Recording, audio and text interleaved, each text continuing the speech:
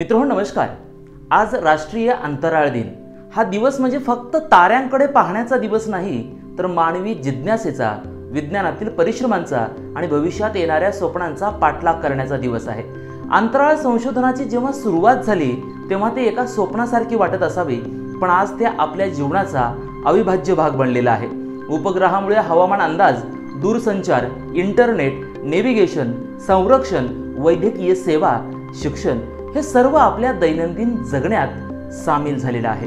मानवाने अंतराळात पहिलं पाऊल टाकलं ते 1957 मध्ये, जेव्हा रशियाने स्पुटनिक हा पहिला कृत्रिम उपग्रह प्रक्षेपित केला। त्या छोट्याशा उपग्रहाने जगभरातील विज्ञानाला हादरून सोडलं।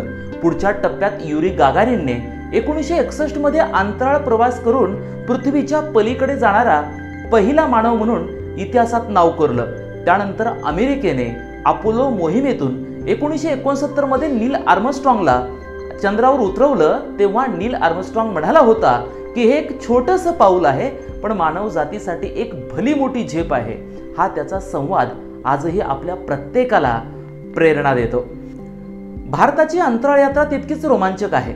1962 मध्ये Indian national committee for space research पासून सुरुवात झालेली ही वाटचाल आज इस्रोच्या यशोगाथेत बदललेली आहे। विक्रम साराभाई यांनी दिलेलं स्वप्न की गावाकडच्या माणसाला उपग्रहाच्या मदतीनं शिक्षण आणि माहिती पोहोचवणं आज वास्तवात आलेलं आहे। इस्रोने साकारलेला आर्यभट्ट उपग्रहापासून ते आजच्या आदित्य L1 पर्यंत भारताने जबरदस्त झेप घेतलेली आहे।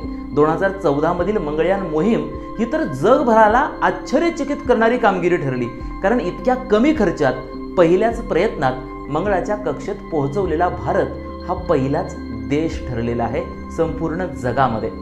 भारतातील अंतराळवीर राकेश शर्मा जेव्हा 1984 मध्ये सोव्हिएत यानातून अंतराळात गेले, तेव्हा त्यांना तत्कालीन पंतप्रधान इंदिरा गांधींनी विचारलं होतं की अंतराळातून भारत कसा दिसतो।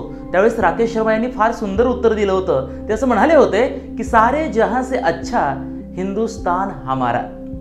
आजच्या काळात अंतराळ संशोधन केवळ देशांच्या प्रतिष्ठेपुरतं मर्यादित नाही, तर ते भविष्यातील अस्तित्वासाठी महत्त्वाचं ठरतंय।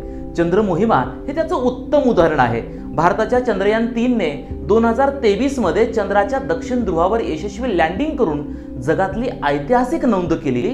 भविष्यात चंद्रावरून हायड्रोजन, ऑक्सिजन मिळवण्याची शक्यता आहे, जे इंधनासाठी उपयुक्त ठरू शकतं। नासाची आर्टेमिस मोहीम 2025 मध्ये पुन्हा मानवी प्रवास चंद्रावर नेणार आहे। त्यात पहिल्यांदाच एखादी महिला आणि अमेरिकन अंतराळवीर चंद्रावर उतरणार आहेत। हे एक ऐतिहासिक पान ठरू शकतं या स्पेसच्या बाबतीमध्ये। विक्रम साराभाई यांनी सांगितलं होतं की भारताने जर अंतराळ संशोधनात पाऊल टाकलं नाही तर आपण तंत्रज्ञानाच्या शर्यतीत मागे पडू, आणि आज त्यांच्या त्या दूरदृष्टीमुळे आपण जगात अग्रस्थानी पोहोचलेलो आहोत। डॉक्टर APJ अब्दुल कलाम यांचे तर संपूर्ण आयुष्य अंतराळ आणि क्षेपणास्त्र विज्ञानाला समर्पित होते। त्यांनी तरुणांना दिलेला संदेश आजही तितकाच जिवंत आहे। ते असं म्हणाले होते की स्वप्न पहा, ते मनापासून जगा आणि विज्ञानाला आयुष्य द्या। मित्रांनो, राष्ट्रीय अंतराळ दिन म्हणजे विज्ञान, तंत्रज्ञान आणि मानवी जिज्ञासेचा उत्सव आहे। हा दिवस आपल्याला आठवण करून देतो की आपण फक्त पृथ्वीपुरती मर्यादित नाही, आपल्या ताऱ्यांपर्यंत पोहोचण्याची ताकद आहे। कदाचित उद्या आपली आजूबाजूची अनेक माणसं चंद्रावर शिक्षण घेतील, मंगळावर नोकरी करतील आणि अंतराळ स्थानकावर सुट्टी सेलिब्रेट करण्यासाठी जातील। म्हणूनच 2025 हा राष्ट्रीय अंतराळ दिन आपण वैज्ञानिकांच्या कष्टांना आणि येणाऱ्या भविष्यातील शक्यतांना समर्पित करूया, कारण विश्व अफाट आहे, पण मानवी जिज्ञासा त्याहूनही अफाट आहे। आपल्या सर्वांना राष्ट्रीय अंतराळ दिनाच्या खूप खूप शुभेच्छा। धन्यवाद।